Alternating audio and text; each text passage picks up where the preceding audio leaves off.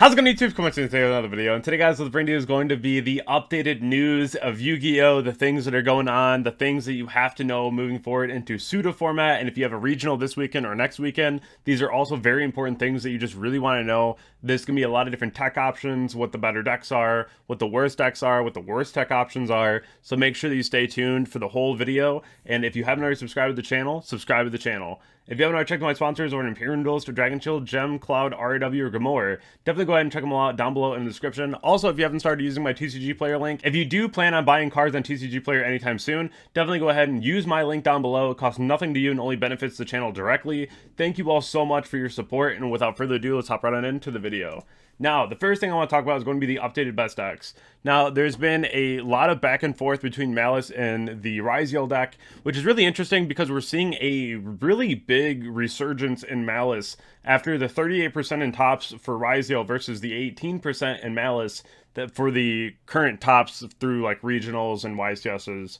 Now we're seeing Malice starting to tick back up. And I think it's because there's a lot of really powerful cards in Malice that really do allow you to extend, especially the Striker engine. If you do get Lancia, that still gives you 2 bodies, and you can just normal something like a White Rabbit, and at least try to play the game, which is pretty cool. There's also just like the Anchors, the Eclipses, the Shifters, so it makes things really hard to be able to play the game.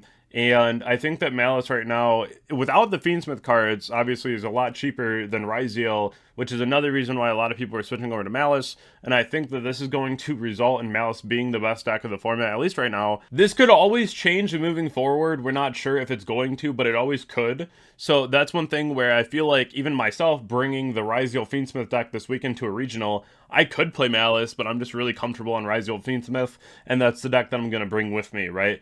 But at the end of the day, if I'm going to be testing for a YCS, I might start looking at Malice instead, even though Riw is going to be really consistent at what it does.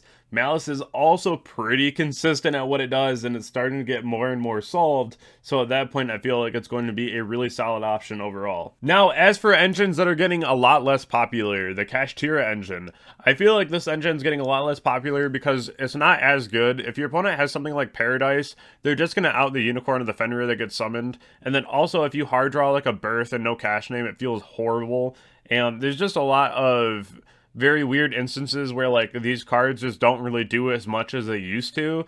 I mean, like Unicorn is still very good, and I've even contemplated like just running Unicorn. I'd rather just play more non-engine. Like my deck list right now is 43 cards and 18 hand traps, because hand traps are just premium. And I don't really feel like the Kashtira engine really does it anymore. And this has been pretty common, at least if you look through all the current topping deck list. The Kashtira engine is really falling off. It's more of like a budget option over like a Fiendsmith package, so take that in consideration. I still like the Kashtira cards, like Unicorn's insane, but it's just not as popular as it once was. Now, as for popularity, we're seeing a lot of the Bishil Lubellion with a lot more Bishils in the deck because Regained helps you beat Malice, and it also helps you in those really long grind games, being able to get extra draws, put things back, get free summons. I do like that option a lot, but it does make me worried if people start figuring out that this is the go-to, because then everyone starts playing Droll. But even then, a lot of people are just going Engraver Search Tract, and then they're waiting for Necro Equip to use the Lubellion so they get another draw. So it makes it feel a lot worse if they have it, because at that point they have to tribute something off their board from hand, which is a lot worse. Obviously, you want to be able to use the effect. So Droll might be just like one of the better options right now. It's a lot worse versus Malice, which is why I'm having a hard time finding room for it in the main deck. But the Lubellion engine getting very, very popular. Droll should also be getting a lot more popular moving forward. Now, as for fun tech options, the White Binder is usually left in the graveyard, so if your opponent goes to use GWC, you can go ahead and just foolish return the White Binder, which is really nice.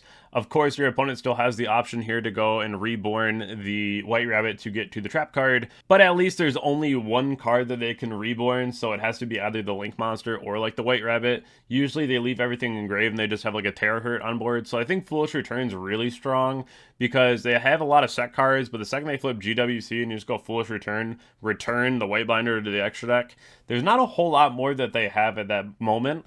You do need Bishals to go ahead and contest like the Disave Worm, but after that's gone, you're in a really good spot. Now, Blizzard is a tech option that I'm pretty sure I'm running this weekend at the regional. It's really cool. You can basically just negate a spell. It can be going first or going second card, which is really cool because you can stop like Cross, Book of Eclipse, Talent, Thrust. This is a card that I definitely want to see happen like more in the format because I think that it's really solid.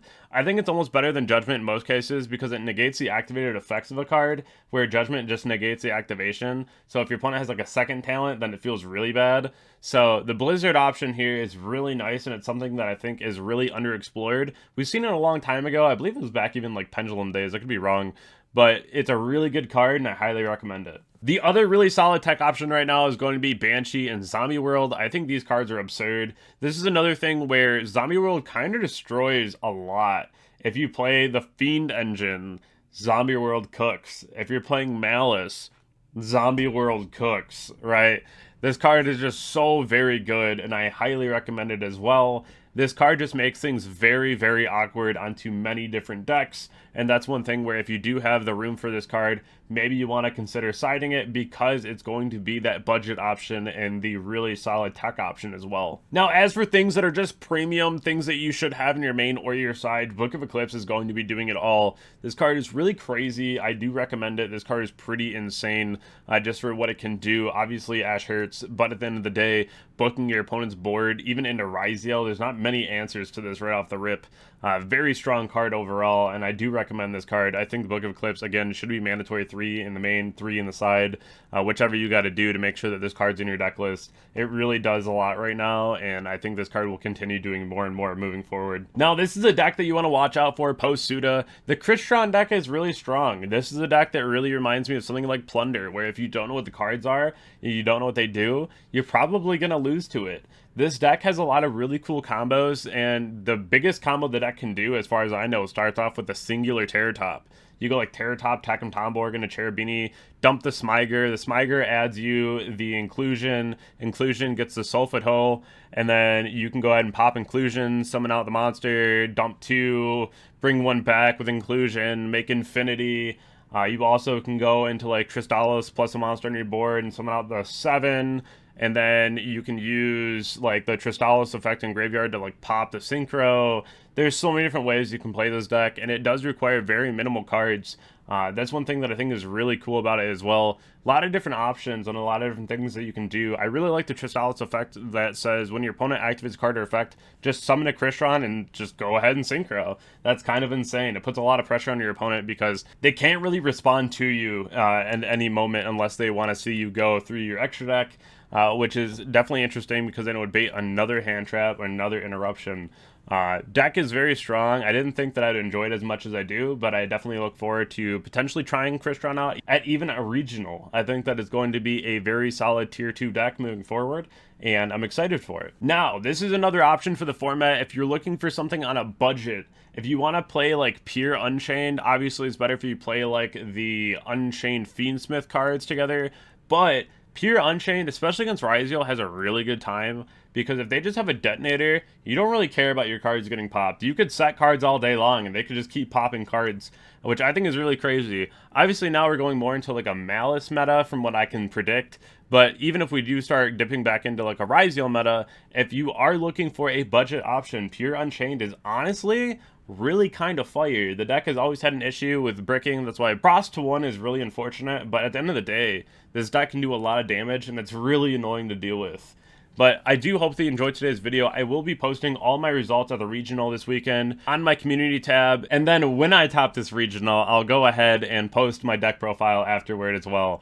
I feel very confident. I'm not playing tier, of course. That's one thing where, you know, Perlerino, best deck, you know. I love tier so much. It's a lot of fun. I really do enjoy playing it, but sometimes you just got to put the deck down, try something new, and do your best. I've been putting in countless hours into Ryziel Fiendsmith, and I feel very overly confident that I'm going to do well at this regional. And it's like 4.5 hours away, but, you know, we're going to get there. We're going to get some good sleep. I'm going to show up to the regional tomorrow, and I'm going to do my absolute best.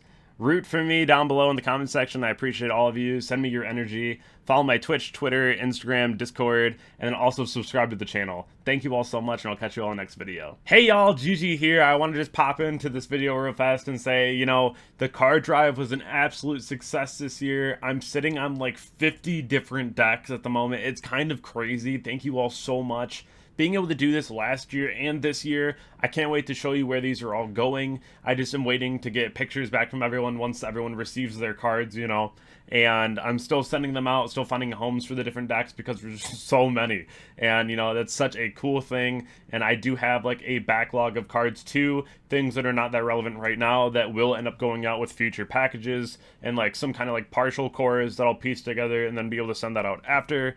But an absolute success. Thank you all so much for supporting the card drive, and I look forward to seeing the card drive happen again next year.